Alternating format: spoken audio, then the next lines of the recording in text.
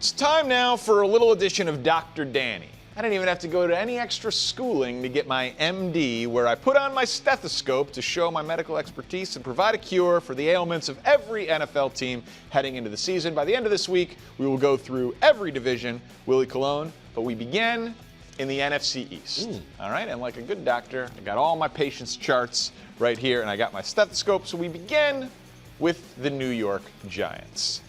They got some issues. Man, I don't even know how you walked in here. Well, the first thing I would say, see, stethoscope, chart, you get it.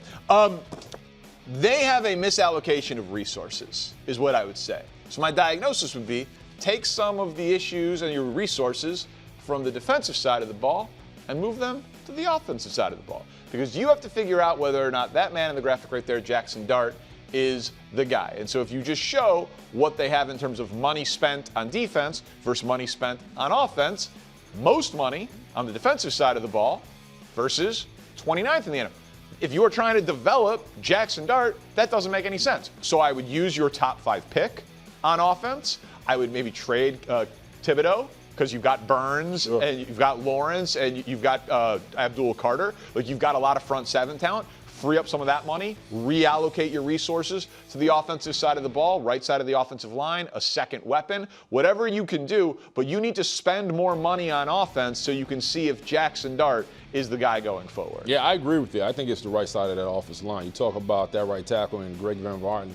Both guys are going to be free agents. If you really think Jackson Dart is him, you're going to have to protect him. You got to find some guys in the draft, some big uglies up front that can keep him upright so you can develop well. Well, and they're not going to, like, what you don't want to do, the worst case scenario is you come out of this year and you feel like you don't have an answer on Jackson Dart, but it's not because of Jackson Dart. Because they'll have pieces around. It's like, oh man, he got sacked 48 times. He got another concussion. He missed 6 games.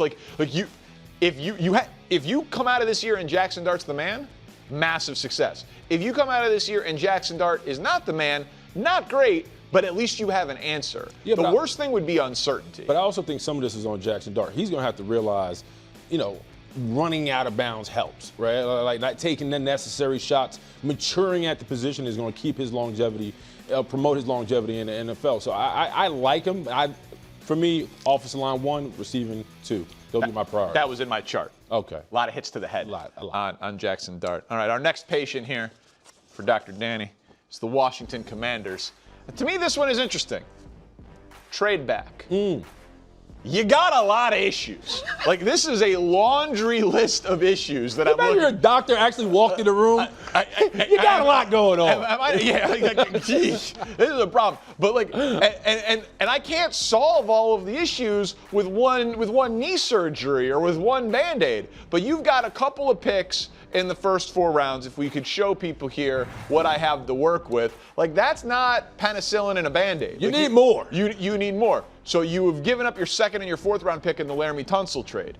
So to me, you got to trade back from number 7 and get more assets. Because look at all of the issues. I mean, points per game, 22nd, middle of the pack in sacks, bottom 3rd in yards, dead last in opponent yard per game. Because the defensive line hasn't really recovered from losing Sweat and Chase Young, the pass rushers there. Their back 7 was a problem. Obviously, the Jaden Daniels injury, you hope he comes back. But they had so many problems. They don't have enough draft picks to solve all of the problems. So I think you got to trade back from number 7. Yeah, they've tried to survive without elite pass rush on the edge. They have no edge rushers. It's been a bugaboo for them for so long. I think right now, if you go into this draft, you got to find somebody, or at least a couple edge rushers that you can grow, and hopefully they can get home. Because right now, as much as you want to protect Jaden Daniels, as much as you want to get, figure out what you can do offensively, they don't have a defense, right? And this is a division that prides themselves on defense. So and a head coach. And a head coach. That's why DQ was there. So every mock draft is going to have Bain, the kid from Miami, if he's there, going to Washington. And I'm not saying it's not a great fit. And if you think he's Von Miller, fine, go ahead and take him because if he solves all of your pass rush in 1 pick. But when you look at that team and it's like, okay, you've got Jaden Daniels on a rookie deal, you need players. Like you have a lot more. They're not one player away from being consistently great, even though they are 1 year removed from being in the NFC Championship game. So to me, it's like you want to have more darts to throw at the dartboard. And let's be honest, they've lost some people on their coaching staff that play big roles, right? Like they've had to bump up some assistants. There's been some turnover behind the curtain, so that's going to be another issue because I mean, Kingsbury, people forget about, he was everything for Daniel. So if he's not back or wherever he lands, man, you worry about his development on top of his injuries on top of that. Are you buying me as a doctor? So far. Okay, great. Well, again, I have a stethoscope. I mean, there's no warm, you don't ease into it. No, I don't have a lot of bedside manner. There's nothing like, hey, your hair looks great. I've been told I have a tone issue. That was by my wife, but and the comments. Well, she matters. So. Yeah, she does. All right, next patient to enter Dr. Danny's office, more of an office than an offense, is the Dallas Cowboys. And this one is pretty straightforward. You have to hit on defense in the draft. Like, your offense should be excellent. If you're going to give George Pickens and CeeDee Lamb, like if Pickens is going to take the franchise tag and you paid CeeDee Lamb that money and you paid Dak Prescott that money and you've got an offensive head coach, like and you've drafted all your Tylers on the offensive line, like you drafted all your Tylers. Keep drafting Tylers on the offensive line. You have invested on offense. You now have an extra first-round pick. You got the 12th pick and the 20th pick in the draft. Quite simply, your defense was the reason you lost games. If we put up what the numbers are, as I'm looking at it here on the chart, in the 9 losses, it was like no offense can overcome giving up a 20-3 touchdown to interception ratio. We can get to Jalen Hurts here in a minute. Just the Cowboys defense part for now. Like, you need to hit, if you draft the 12th pick and the 20th pick. I know Cowboys fans want Caleb Downs. My guess is he's not going to be there outside of the top 10, but we'll see. But if you just do like what the Rams did a couple of years ago with Fisk and Verse, sure, and like you hit on 2 rookies in the top 20 on the defensive side of the ball, that can change your defensive identity in one draft. So I think you just go defense and you hit in the draft and you'll be fine. I agree you go defense, but please don't laugh at me. If I'm the Cowboys, you sell your soul, you go get Myles Garrett. You figure out how you can trade for Myles Garrett.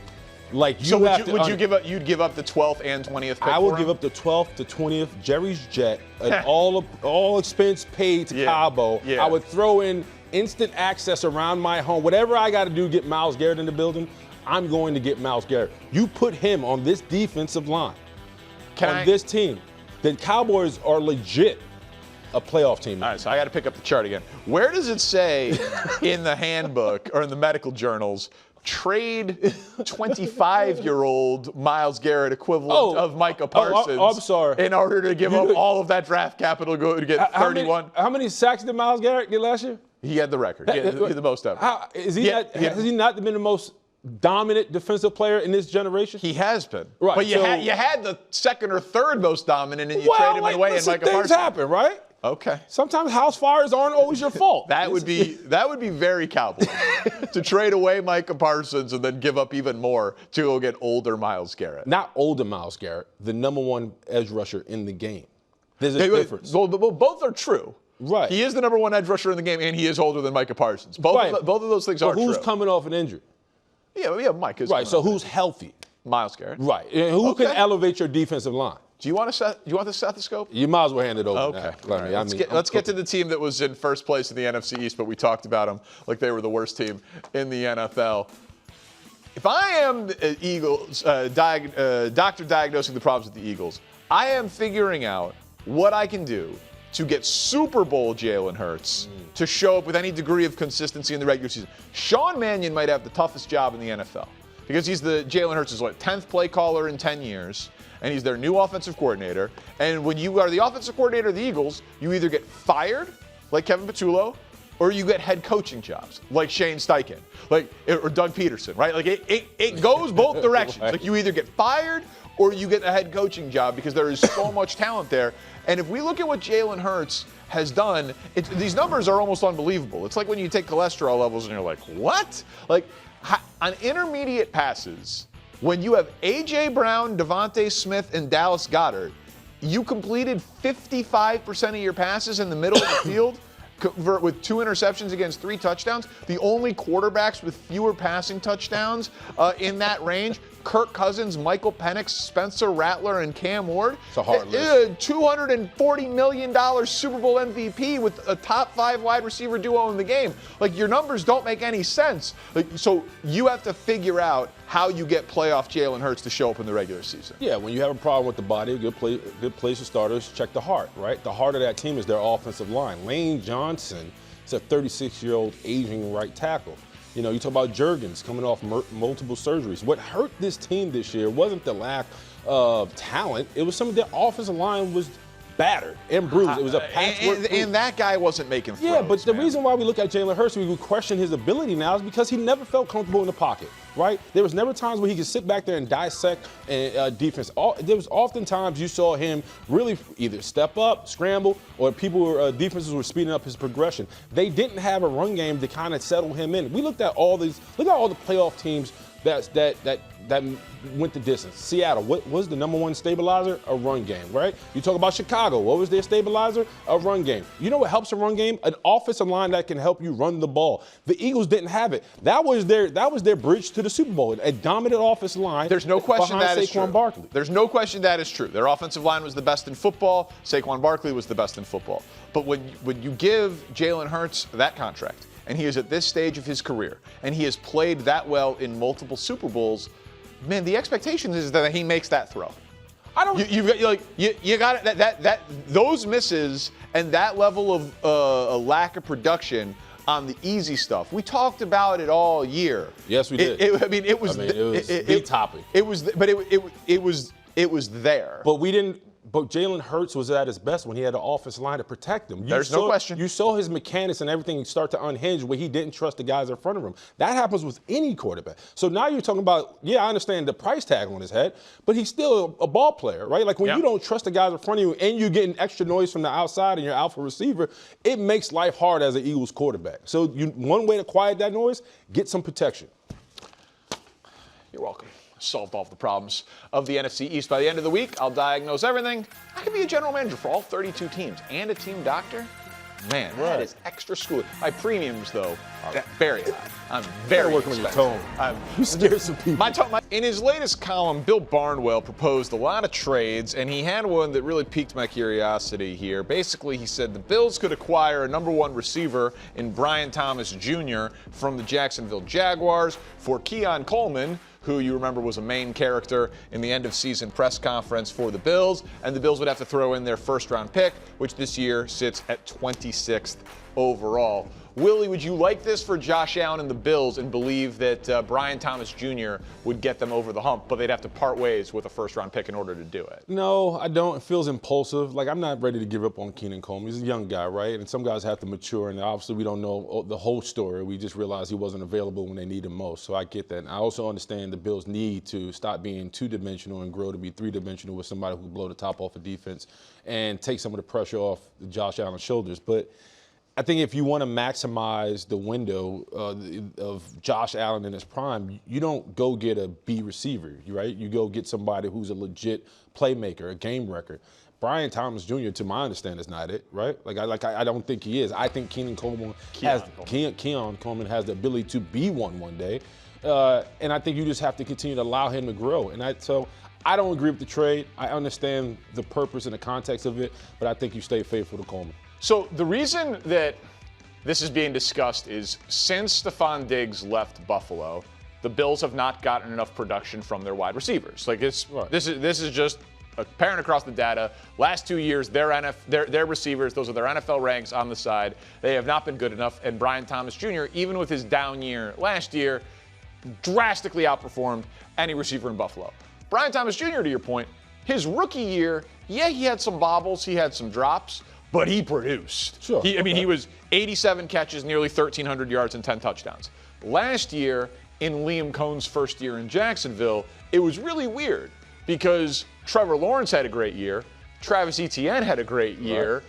The offense actually got a lot better when they added and acquired Jacoby Myers in the middle of the year. Parker Washington it was like, why are all of these guys eating, but Brian Thomas Jr. had 48 catches for 700 yards and 3 touchdowns. So I thought it was a pretty creative, basically, if Buffalo has to say, if they think that rookie year Brian Thomas is the real Brian Thomas, and last year, for whatever reason, it wasn't a fit with Liam Cohen, then I think this would be a steal for Buffalo because Brian Thomas Jr. is still cheap, right? He's a third-year player. So, but you have to do an honest evaluation of which is the real Brian Thomas, his rookie year or his second year. Right, and we, as you just mentioned, the Bills don't have a great track record at valuing receivers, right? Because you talk about Stephon Diggs. I thought when they let go of Gabe Davis, I thought that was a big blow to them as well. I thought they should have kept Gabe Davis. Nevertheless, man, your tape doesn't lie. When you turn on the Jags tape and you watch Brian Thomas, he's dropping a lot of balls. There's not a lot of clean catches. Right, There's a lot of bobbles. If you're looking at Josh Allen or you're looking to add to this offense, you need somebody who's instant number one. Like, listen,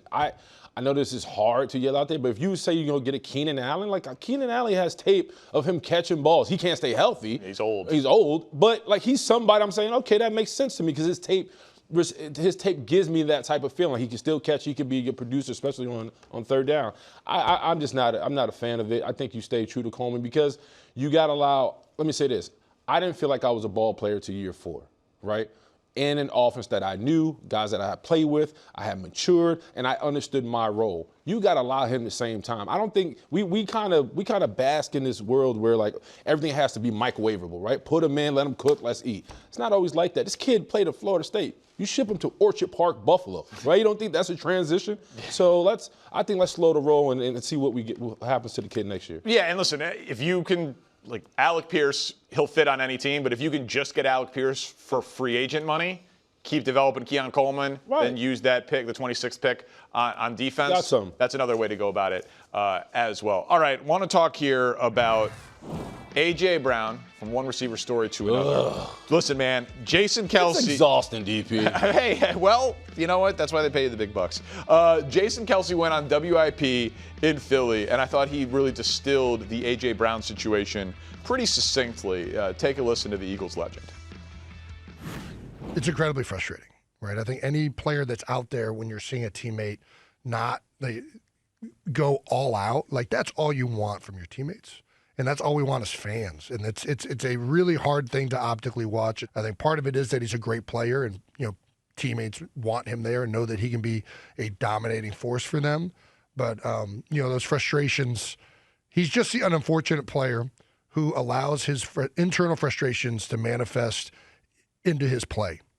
And it makes him play worse, it makes the offense worse, and it makes his energy worse. I feel like all of you guys would get frustrated, but do you allow the frustrations to carry over on the field? It was a good way to put it by Kelce there. What would you do if you were Howie Roseman and you're running the Eagles with A.J. Brown this offseason?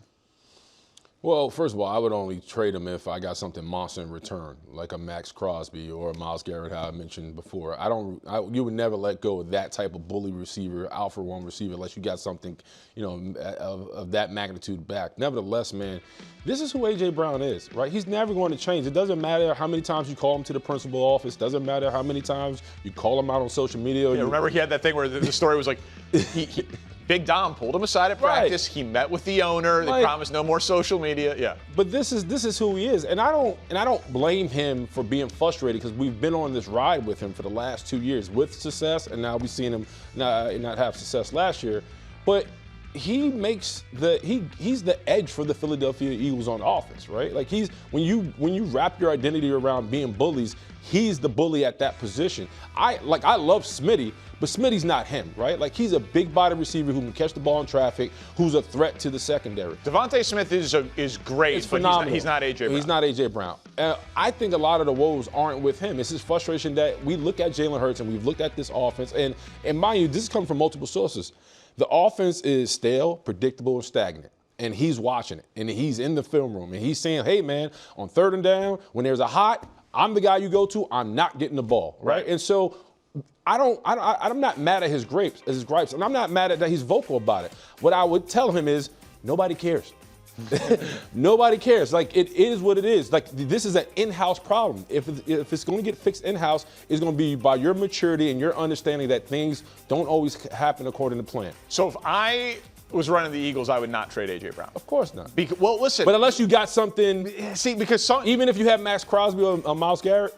You need to unlock Jalen Hurts, and I don't think you unlock Jalen Hurts by trading somewhere between the 4th and 7th best receiver in football. Like, since 2022, A.J. Brown, in terms of his percentage of his team's passing offense, he's not second on the Eagles. That is second in the NFL. Facts. In terms of how much of your passing off, like second highest percentage of targets, highest percentage of yards, highest percentage of receiving touchdowns. Now, part of that is because they don't have a prolific passing offense, so the numbers are shrunken down. I understand that. But, like, you get worse with him. I think that sometimes because we, in the media, we can react to a clip of him on a Twitch stream or a social media post, and we got to do these shows on Wednesdays when there's not as much content. Right. Like, I am not sure that it is as much of an issue and distraction in Philadelphia as it is outside of their locker room. Oh, it's by far a distraction. I'm not saying it's not a distraction at all, but, like, how much does it matter? If he produces, how much does it really matter? Well, it's a distraction because he's not producing, and he's awesome though, man. He's the face. He's the face of your offense, along with Jalen Hurts. Yeah, well, I think he's going to be there next season.